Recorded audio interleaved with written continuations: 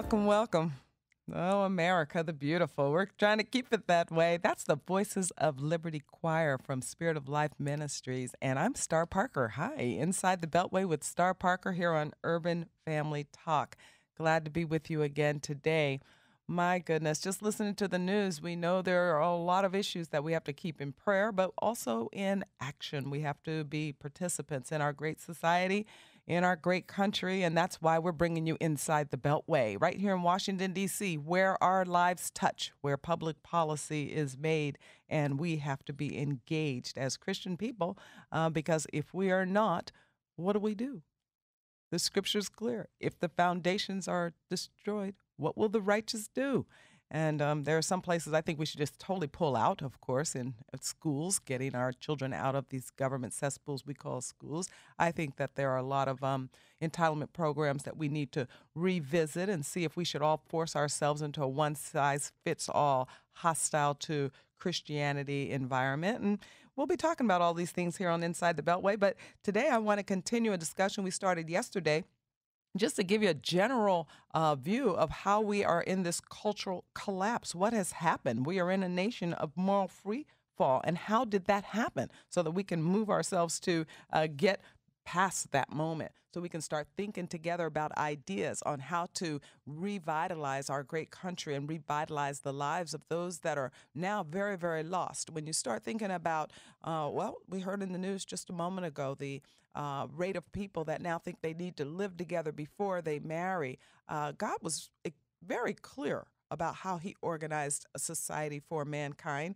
and there's peace in that organization. But we have decided as a people, our nation now, in our sexual revolution and a war on poverty, have decided that we don't want those strict rules anymore, and we are collapsing.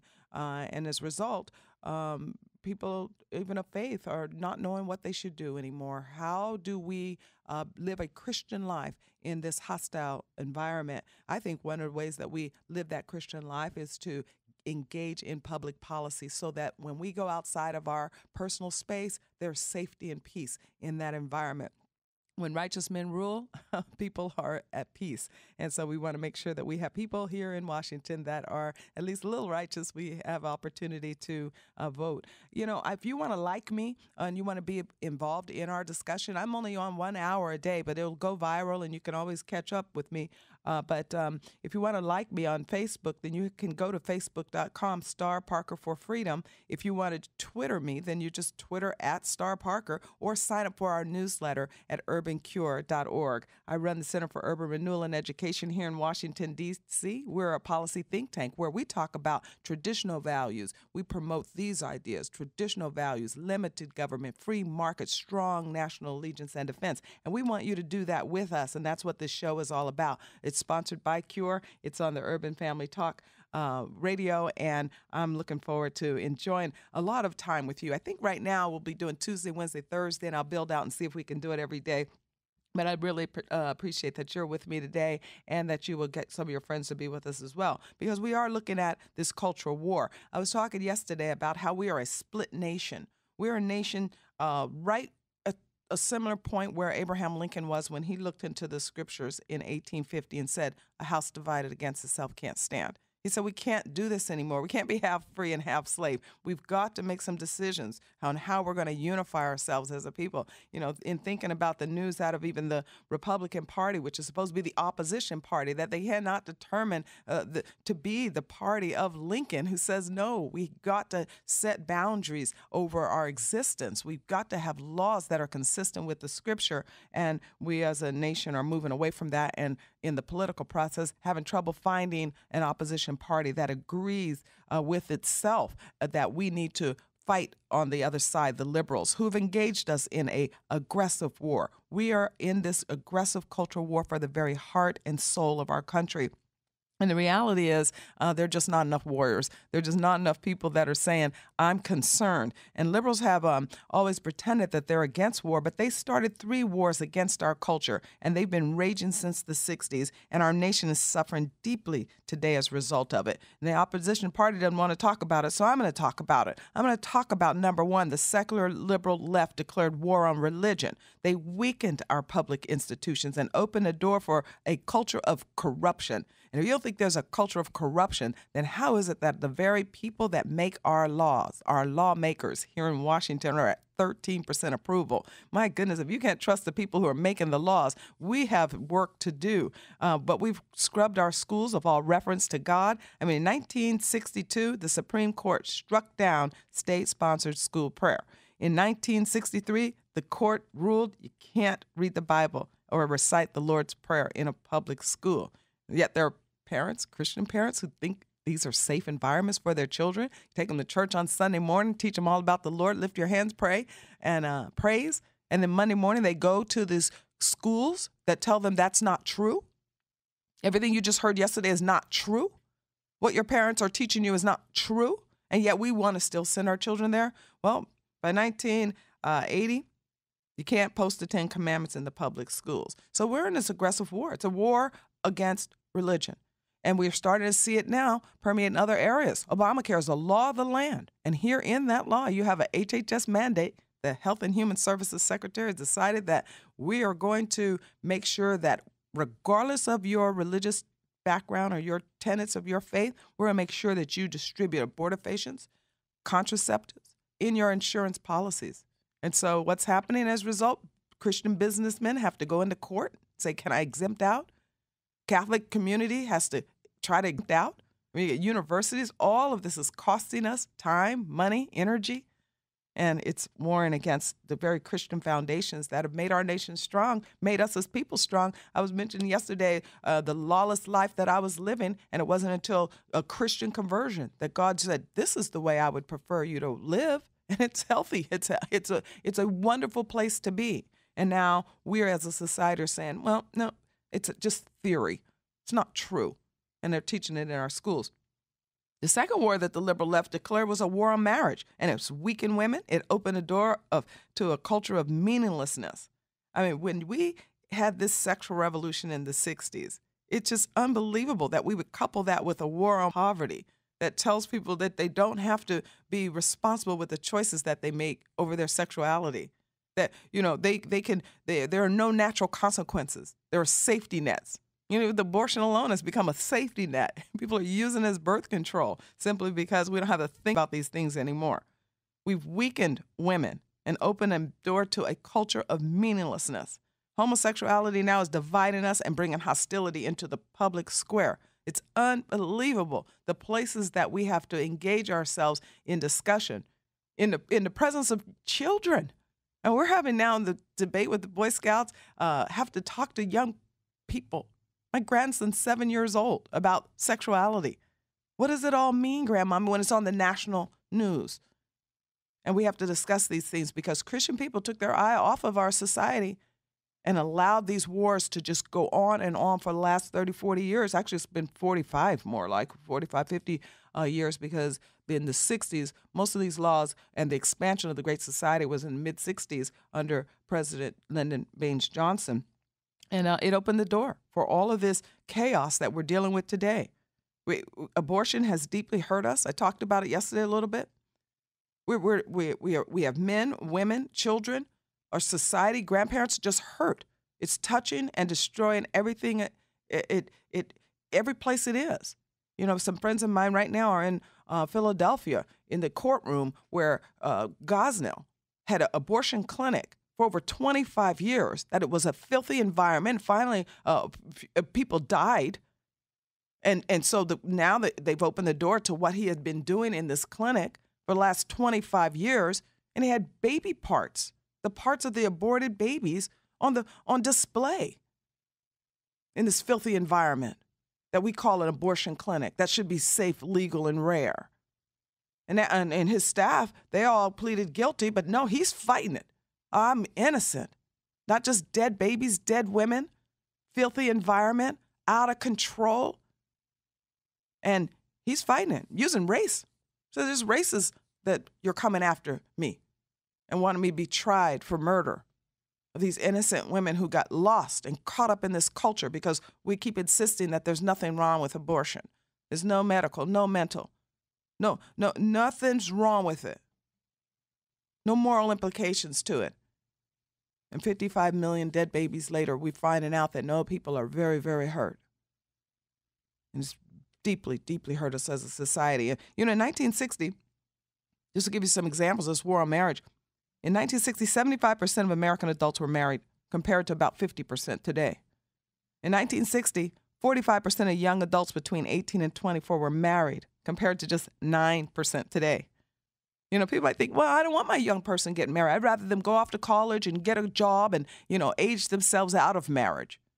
While in the meantime, they're sexually promiscuous and we just ignore the obvious and let them, go through relationship after relationship. They have no concept of wholeness and purity because we think there's something the matter with between 18 and 24, them getting married. So we don't promote it. We don't talk about it. And so instead of 45% of young adults now being married at that time, we have 9%. So then we got set up in 2 different households, creating now a housing crisis. The list is long. We have a lot of work to do. And you might think, well, Star, you're just moaning about it. We don't want to hear all this bad news. We have to hear the bad news. The same way that Nehemiah, when he went into to build the walls, he first had to show them what was wrong. You see the mess we're in? We have to know that there's something the matter before we could say that we want it fixed. And a polling showing that most people think that our country is sick. Something's the matter. So we can pretend that it's only the economics if we want to and be in denial and think that maybe if God would just, bless us financially again so we can shoot up our credit cards and get into the malls and just fill ourselves with all of that type of materialism, that it'll just go away. Well, it's not going away. And I think, frankly, that the economic collapse, as I said yesterday, is attached directly to the moral state of affairs. And today, when you think about marriage, this is how you live healthy. This is how communities build themselves when they have strong marriage and family that are passing on traditional values. But today, marriage has totally collapsed. And yet, while 1 in 4 American adult women never married, and less than 50% are currently married, 4 in 10 American births are out of marriage. It's not like people say, well, because I'm not getting married, I'm not going to engage in sexual activity, and therefore I'm not going to have children. I'll just be barren all my life. No, women are still having children. They're just not married doing it. In 1980, when Ronald Reagan was president, 18% of births were outside of marriage, compared to 43% today. 1.7 million in 2011 alone, out of marriage. And people think, oh, well, that's not a big deal. Kids don't really need a mom and a dad. They'll be okay. We just throw them in front of a TV set. Let the culture train them up in the way they should go. Now, I think that we can look at some of the pathologies in our society and directly connect them to break down a family and marriage. Blacks went from 22% in the 60s of out-of-wedlock birth rates to 72% today. So you want to look at what happens when marriage is destroyed? Let's look into every inner city in the country and see government dependency, sexual recklessness, and sadness. People are just sad. That alone bothers me. It's not government dependency alone.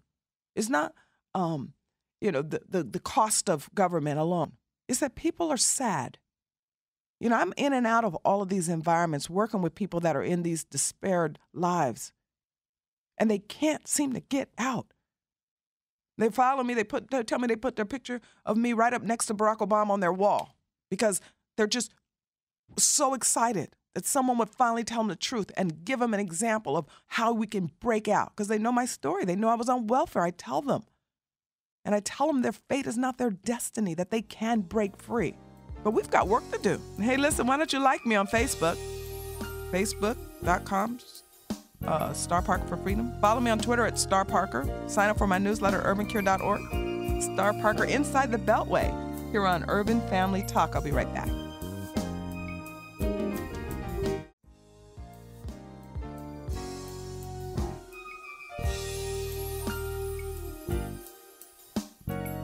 Star Parker here on Inside the Beltway. I'm loving this song from the Voices of Liberty Choir. They made it just for me. They're at Spirit of Life Ministries just for you because they knew that I'd be joining you and whatever it is that you're doing, whether it's taking the kids to school, whether it's working, you're just kind of getting ready to go to work, just kind of doing the dishes, whatever it is. I'm just glad that you're having me with you during your time.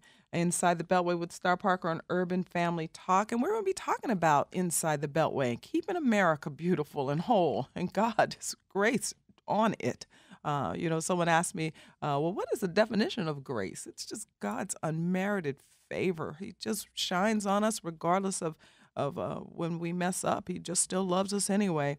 I was thinking Daniel told me, my producer Daniel was like, you are tired today. I said, you're darn right I am. I've been running around this country the last week because I was home for Easter back in California, and then I had to get back here to Washington, D.C. But I'm not tired because of the travel. I travel a couple of 100,000 miles a year. I'm tired because of my grandson, Mr. James. I was visiting with my grandchildren, and Miss Naomi, she's so cute as a button, and so I just have to hold her and stare at her, and she likes playing with my little necklace and pulling my braids.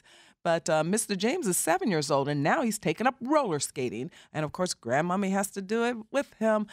I hadn't been on roller skates in 40 years. I don't think I've been on roller skates in 40 years, Daniel, and yet he had me on roller skates. First, I had to figure out, can I really balance okay? And everyone, my son-in-law said, oh, it's like riding a bike. You can get on them again. I'm like, no, it's not like riding a bike, because a bike, you know how to stop it. You're on roller skates. I've got a few bruises, but I'm glad you're with me, and if I sound a little bit tired, don't worry about it. I'll get my energy back up, because I won't be getting back on roller skates for another month at least. I did not bring them back here to Washington, D.C. with me. I came back here so that we can begin to focus ourselves on how do we recreate an environment of traditional values and limited government and strong markets. I mean, our markets are under attack. When you have an environment that the government thinks that it can go into your business and tell you everything to do. I'm doing my column this week on immigration reform bill, where they want to build out another bureaucracy so they can tell business exactly what to do with the illegal environment and the illegal people that are in our country, and how they're going to basically legalize them. But through a bureaucracy, we've got problems. The markets have to be free. Money's fungible. It's going to keep moving. It goes where it can grow. And you can't tell, well, we're going to just capture all the wealthy and make them pay their fair share. What does that mean? And how short of putting them in jail do you exactly do that? Money can move where it wants to. And it'll hide itself from someone that wants it not to grow. It'll hide itself abroad. Some other country that's saying, bring your money here. And I don't think that that's not there available. And we're going to be talking about all of these different areas. I just wanted to do a little bit of introduction about myself and where our focus should be to build for you a foundation, if you will, on what has broken down. I want you to see what I've been seeing. And right now we're talking about just a breakdown of marriage and how that is captured us in a situation of moral free fall, and it's hurting us as a society financially as well. You can't just have people having children outside of marriage and then that person who's done that not be more dependent on government to help them, because strong families help each other. We have people aging alone and having children alone. They need help. And so they reach their hand out to Uncle Sam. And Uncle Sam is pretty cruel to the poor, and we have witness and testimony to that now. We can look back the 40 years that we've had this social engineering and see that government destroys everything that it touches when it comes to families and communities. And for blacks to go from 22% out of wedlock birth to 72% since they started the social engineering in the 60s, there's a problem. For whites to go from 3% to 30%, there's a problem. And Hispanics, their out of wedlock birth rates are off the chart too. We don't have data from the 60s because they weren't a special interest group during the 60s, so we didn't peel them out as a political, people group to be manipulated, and so there wasn't data collected. But now there is. I mean, it's a new term, Hispanic. It is a term that's, developed just so that Washington, D.C. can have parties. And their out of wedlock birth rate is known now, and it's 53%. This is crises. And in fact, the top 3 social crises confronting America today are rooted in sexual matters. We don't want to talk about these things. Well, these sexual matters, AIDS, abortion, the entire welfare state.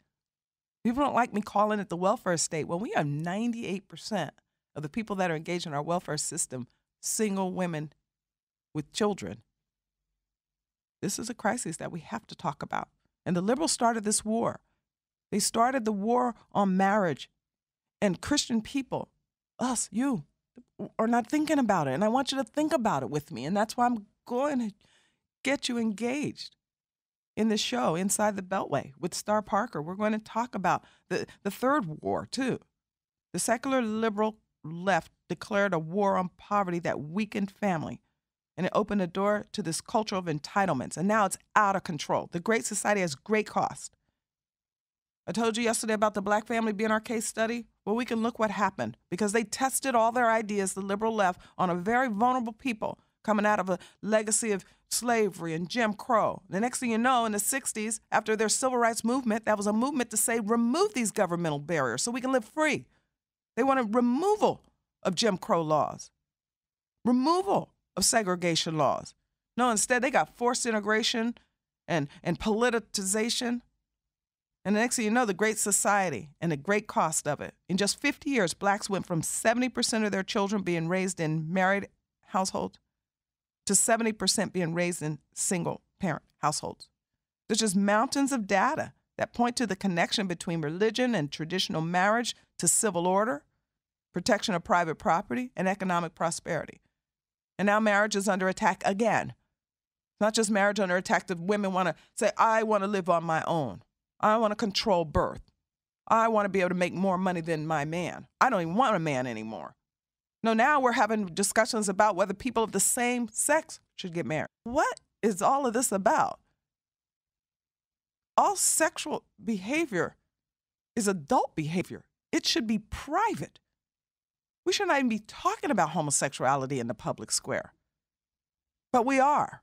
And we're talking about in terms of them marrying. And in that arena, we can just talk about the impact it's going to have on marriage. But more important to me, it's the impact it's going to have on religious order.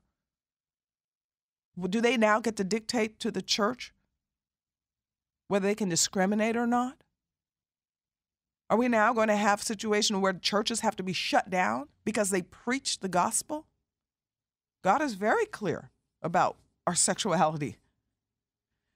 Anyway, if we're going to be a free people, we got to begin again to build communities of responsible people. And that's why I want to talk to you about these things. No one can talk about them without passion. No one can talk about them without pain. Because when you start going public with your faith and you start saying no and it's because God said so, the venom comes out. You speak the truth in love, hatred comes out of others. It's unbelievable. But somebody has to get off their couch and do it. If God's people who are called by his name would humble themselves and pray and then get engaged, I think that we can start seeing a lot of healing in our land. We have challenged. I don't see anywhere in the Declaration of Independence that politicians have a right to force us to pay for our neighbors' lifestyles. Not their housing, not their food, not their child care, their habits, their sex life. And yet somewhere, these politicians are finding the ability to just say, yep, you're going to pay for your neighbor's lifestyle, their housing, their food, their child care, their habits, their sex life. And most of these things are so inconsistent with the scripture, where do we even begin to fight and say, no, but the Bible says? Because we can't say, well, the Constitution says, because there are politicians up here. In fact, one of them from South Carolina, Congressman from South Carolina said, the Constitution, we don't do much up here that's constitutional. That was when the Tea Party showed up and said, you guys need to follow the Constitution. They're like, you got to be kidding. Have you look how many laws we have that are not constitutional?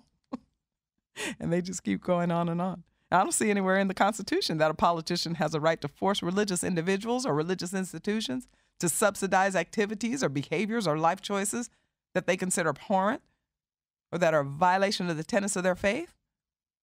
At what point do we arise? I mean, I said yesterday, how many history teachers are Christians that now have to teach gay history? It doesn't bother you? I'm just not going to do it. Well, at what point do you want to hear the cock crow? At what point do we say, I'm willing to lose it all for the kingdom's sake? This battle against Obamacare and its HHS mandates for sex subsidies is one that must be fought by all who believe that there are boundaries set in the Constitution which politicians cannot cross. I think people were shocked that Barack Obama was elected again, knowing massive numbers of Christian people knowing that his Obamacare and its HHS mandates were inconsistent with what they say they believe on Sunday morning. These sex subsidies, no, these politicians have boundaries that cannot be crossed or should not be crossed, but somebody needs to tell them, you're crossing these boundaries. These boundaries were set by our nation's founders so that our country would be free. And now we've never been more divided. These are boundaries that they set, that they themselves were forced to debate for 80 years regarding slavery, because they did not abolish slavery when they founded the country. So they had to debate it for the next 80 years because freedom and the ideals of personal liberty that they themselves declared conflicted with the very law, the very land that they established. And they had to debate this continuously. I remember Joe Ellis in his book Founding Brothers pointed out when right after the documents were formed and settled and everybody signed and they were, high-fiving and everything was going well, that Ben Franklin walked into the first Congressional Congress with a delegation of abolitionists and said, we forgot to do something here. It was not a pretty time. It was a constant debate, the same way we're having constant debate now about abortion. It may be legal, but it's unlawful in God's eyes. And I don't care what the left says that it's settled law. No, it isn't. It's not settled till God stands up and said that that's enough. And we get Roe v. Wade out of the law of the land. And I love the new slogan of Silent No More. The women who have come forth in their pain of their abortion to speak forth about that horrible, horrible decision that they made. They call themselves Silent No More. And every year they come here to the March for Life where hundreds of thousands gather. It's just unbelievable to see so many youth. The news doesn't show it to you anymore. You need to probably get out here and start participating if you're not already. It's just fun. It snows every single year. I mean, this year was amazing because right before the March for Life, it was like 50 degrees.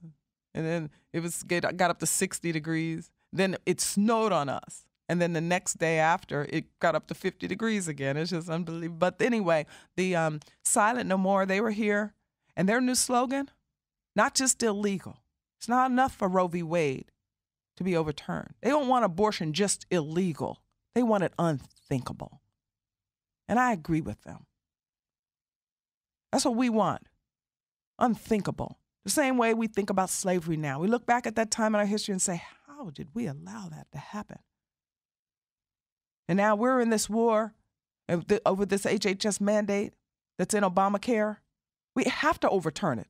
So when Paul Ryan says, he puts out his budget and he says, hey, but your budget includes overturning Obamacare. He's like, yeah. Why are you surprised? Why are you surprised? Why are we surprised? We said we wanted Obamacare. And the Supreme Court said it's not unconstitutional. Well, it might be legal, but my goodness, it conflicts with God's law. And yes, we're going to overturn it. And not just for financial reasons. We got to get rid of that law. Some laws just need to be gotten rid of. That HHS mandate has made people like Sandra Fluke a national icon for sexual promiscuity. All she says is, hey, I think somebody else should pay for my lifestyle, my contraceptives, my birth controls. She says it out loud. She goes to the Congress and says it out loud, and she becomes a national hero. She speaks at the Democrat National Convention just because she's sexually promiscuous. It used to be that you shouldn't be sexually promiscuous. It was embarrassment. Now, you're mocked if you're not. I've got news for Miss Fluke. That no more than should her auto insurance cover my tune-ups, should my health insurance cover her sex life. Not her Viagra, not her condoms, not her birth control devices, and certainly not abortion. And as Christian folks, we have to stop turning our eye away from the fact that we are paying for abortion toward a business whose exclusive mission is to kill children in the womb. God calls his reward, and we give him $500 million a year to do it. Every 94 seconds, Planned Parenthood kills a child. And every 94 seconds, the American taxpayer send them $1,600. We're just no longer a free country when politicians can force Americans to subsidize what their faith deems vile and destructive. And what I want to do on Inside the Beltway is convince you that there are things that our faith deems vile and destructive. And once you realize that there are boundaries, and once I can convince you that there are some inconsistencies to our faith here in Washington, D.C., perhaps you'll help me here Inside the Beltway with Star Parker. I'll be right back.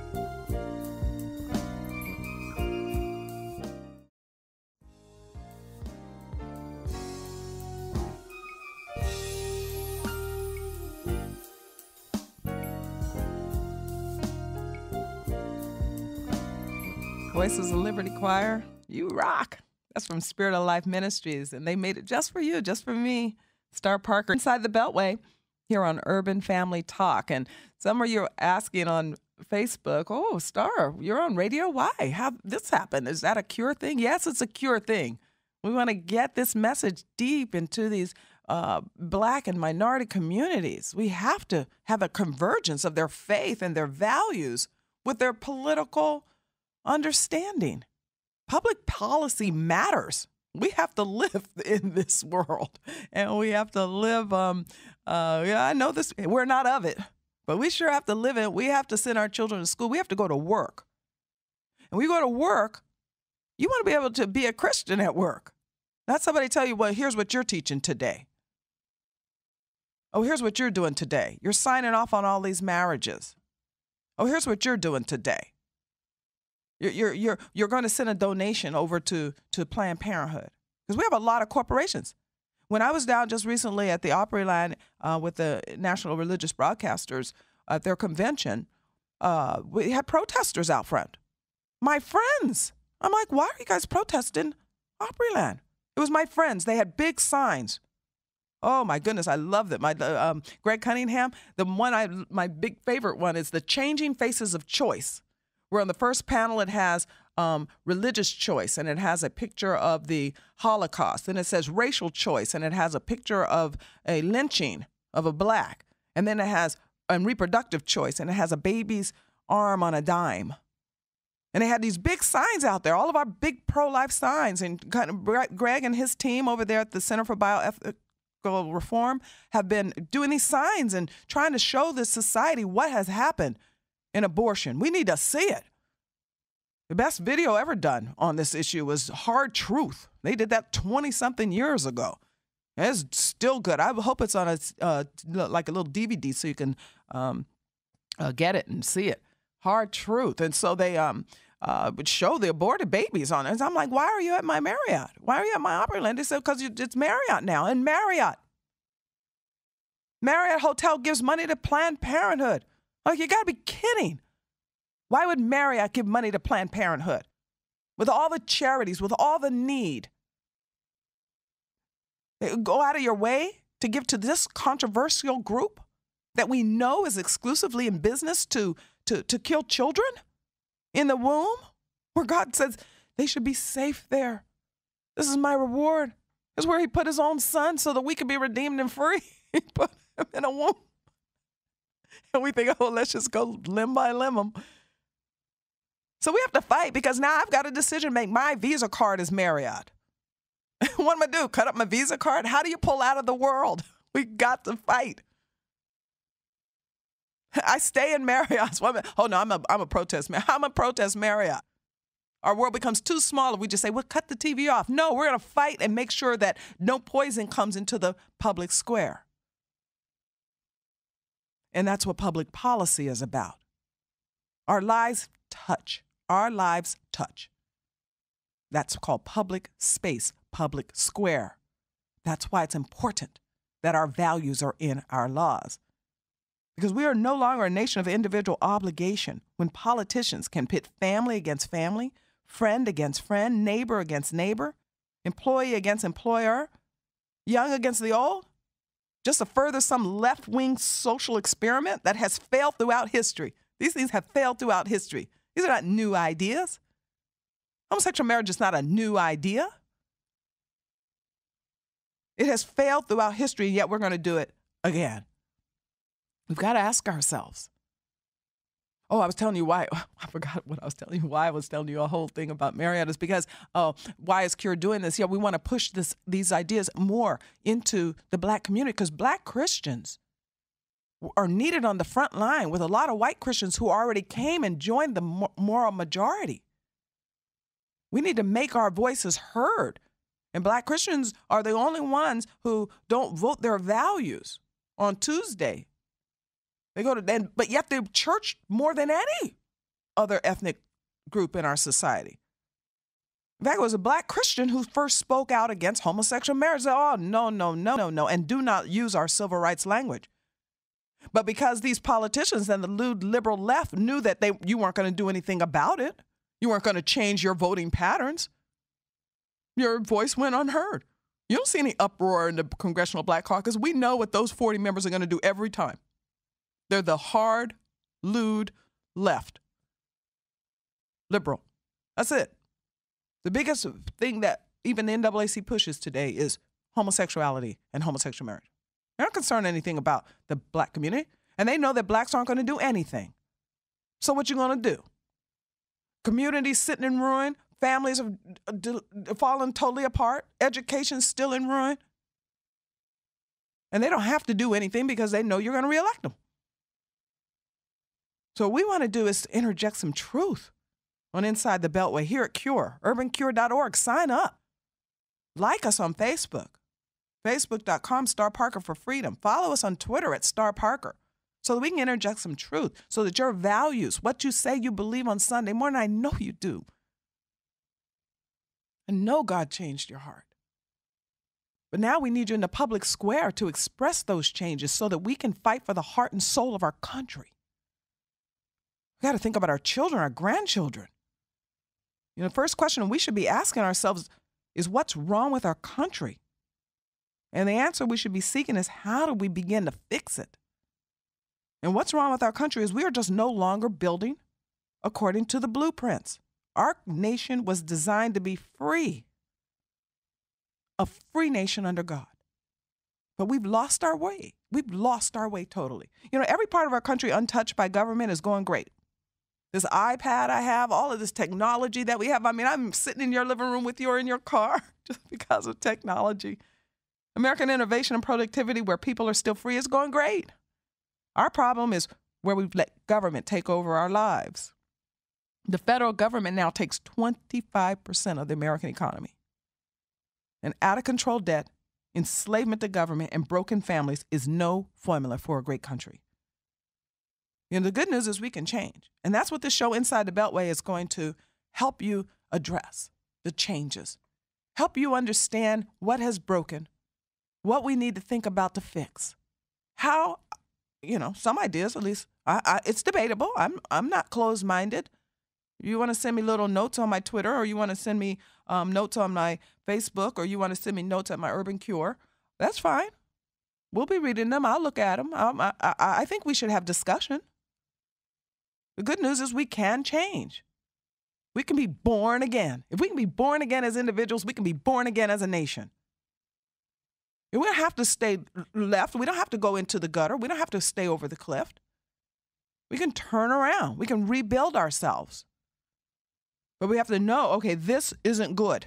And I'm pointing some things out over this relationship as we build together on Inside the Beltway with Star Parker. I'm going to be pointing to some things that are very specific that are happening right now, right down the street from where I'm broadcasting, so that you'll know. And I'm going to show you how it matches up with the scripture, at least how I might understand the scripture. You know, I was thinking about Psalm 11 when you think about school vouchers and you think about homosexuality and what they're getting ready to do to this country. Because they're not going to quit, regardless of what the Supreme Court decides. We'll know the decision in June. And it's just opened up another angle of the war, another battle that we have to fight.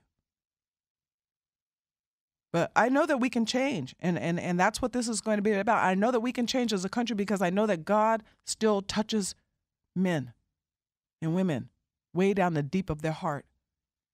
And he gives them a born again, a newness. where they can make right choices. And we have to do it because America today is a society of moral relativism, sexual recklessness, and economic envy. We talked yesterday about economic envy. What kind of Christian would say, yeah, go after the 1% wealthy? That's envy. God said don't covet. And socialism is rooted in covetousness. Somebody has something somebody else doesn't have, so we get mad at them, hire politicians to go take it from them.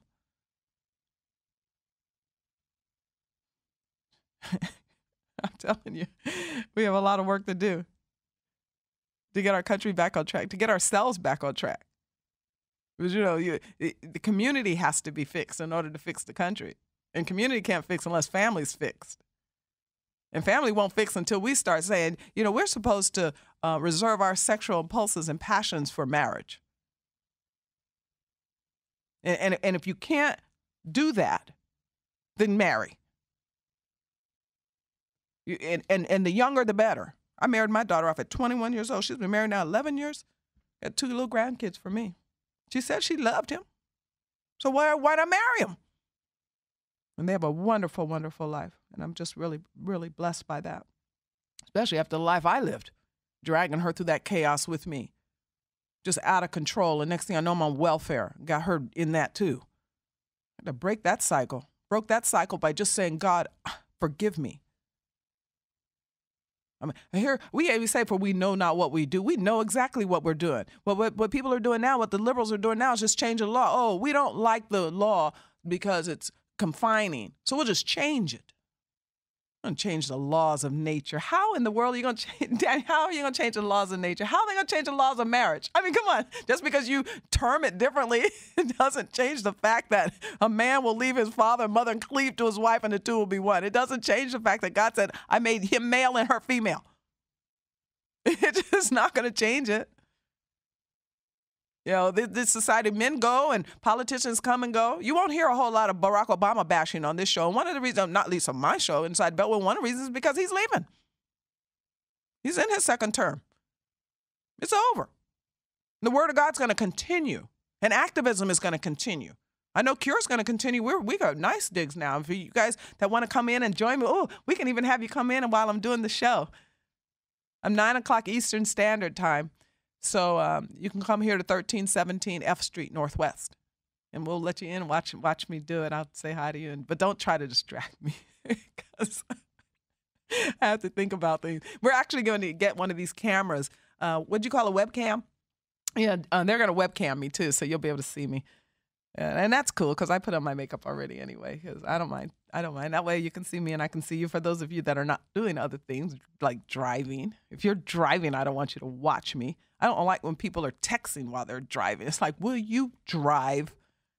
I'm waiting for them to send some message when the light turned green 50 seconds ago. But anyway, we have to get this message of freedom into our ethnic communities. And it's the top priority for me.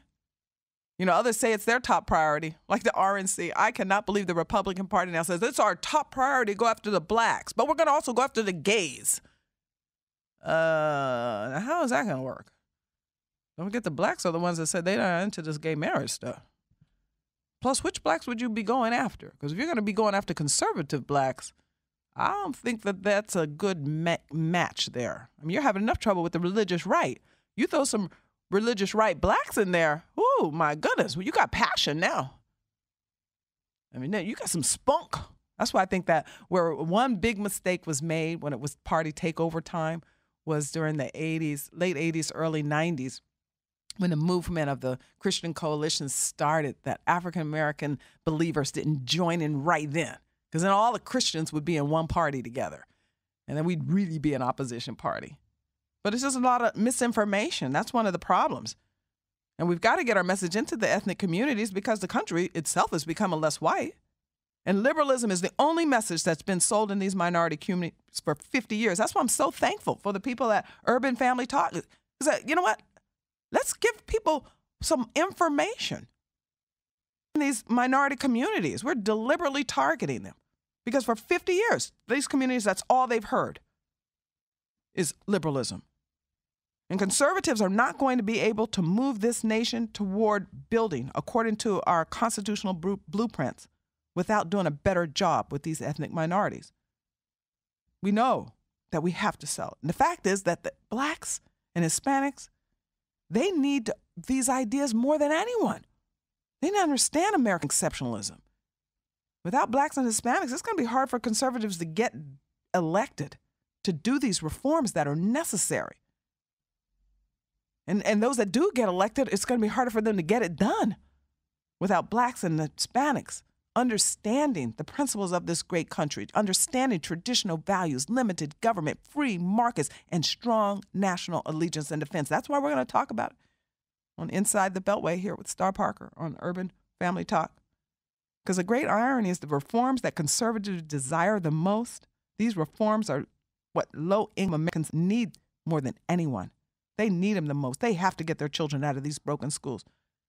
They need help more than anyone to get from under broken healthcare policy, broken housing policy, broken retirement policy, and broken welfare policy.